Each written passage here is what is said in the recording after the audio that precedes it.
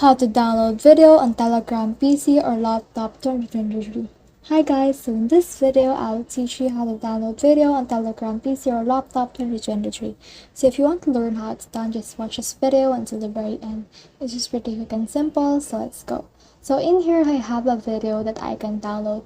So in order to download this video, I just need to click on it and then click on this download icon, and I should be able to download it just by clicking on that download icon. As you can see, it's been downloading right here. So if you don't have that icon, then what I can suggest you to do is just right click on the specific video, click on copy video address, or you can just exit and then right click on this again, then click on copy message link, and then from in there head over to pastedownload.com Telegram video downloader. So from in here you can just paste the video URL, and then after that it will load and it will show you this right here. So you can just click on download right here in order to download this video. So that's the whole process. I hope this video helped you to download video on Telegram PC or laptop 2023.